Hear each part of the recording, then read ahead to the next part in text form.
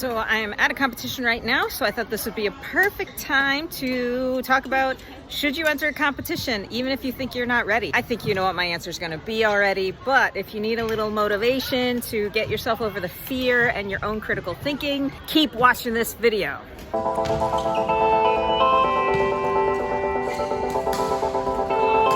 Hey guys, I'm Badminton Becky, American living and playing badminton in China. Please hit the subscribe button and follow along as I talk about all things badminton and try to be a top player in my city. How do I know if I'm going to be a top player in my city? Competitions, right? Just play a lot of competitions. I have never been shy to play competitions, but I know that I am also very weird. Right from the beginning, I never had any fear because of one key point. Most people lose.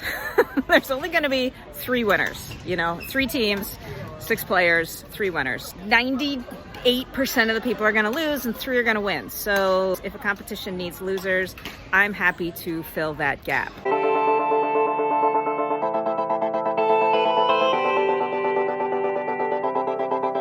But another reason is because you have to start playing competitions before you are good enough to win, because not being used to a competition will lose you a competition, regardless of your level. If you wait until you're good enough to maybe have a chance at getting first, second, or third, you're gonna come to a competition and be totally out of sorts. You have to practice being in a competition. There's a lot of wait time. There's, a lot of confusion. You don't constantly play. You don't get that warm-up time. It's very different than a club night where you might be really good after you warm up for a few games or whatever. So you need to kind of practice getting into that competition feeling and kind of figuring out, when do you need to eat? If you have 2 hours between games, what do you need to do to keep your body warm and active? When can you rest? When can you whatever? You have to learn how to deal with a competition, physically and emotionally and mentally. And if you wait until you're super awesome, you're not going to be prepared mentally. And so you will likely lose until you have enough competitions under your belt to get more comfortable being here.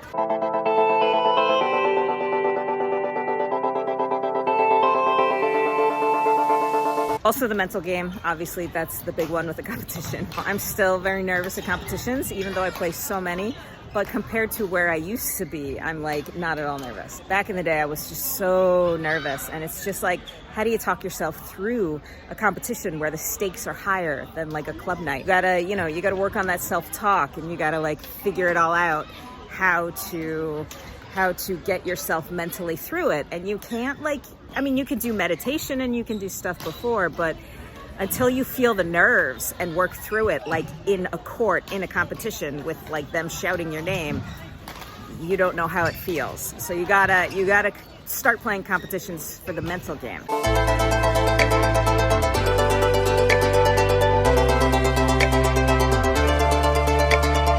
Also, you can see I'm sweaty from playing. We just played the people who are going to be the winners, and it definitely sucks to play against them because their level is so much higher. There's actually one girl plays with the national team and stuff. So we had no chance of winning, but it is a benefit to playing in a competition because we got to play with her. A, she now knows about us, and B, I got a chance to play with her. I would never ever play with her in any other circumstance, but she has to now.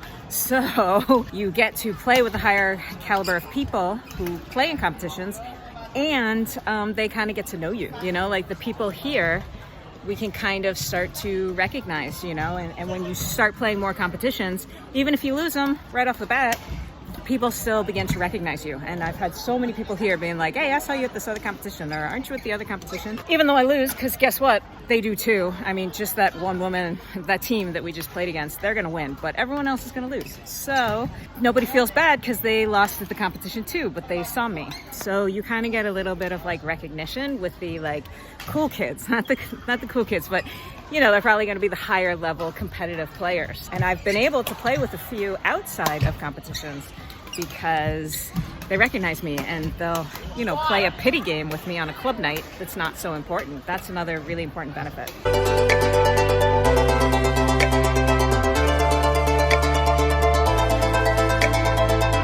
And ultimately the most important reason is it's fun. It's never fun to lose, obviously. Makes you feel bad. But You tried, you know, you gave it your best. Even if you lose forever, it's still a lot of fun. You meet a lot of cool people, you watch a lot of good games, because there's some high-level people here. And, you know, it's all for the love of badminton. If you are waffling and thinking, like, should I play a competition? I'm not good enough, I'm gonna lose, it's gonna be embarrassing. Look, just play and lose, expect to lose, don't expect to win. You won't have unmet expectations.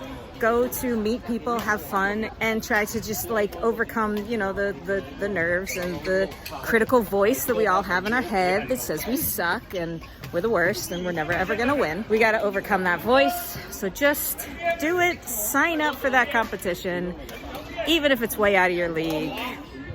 Who cares? Go there and lose proudly. Okay, that's it. See you guys next time on the court. Bye.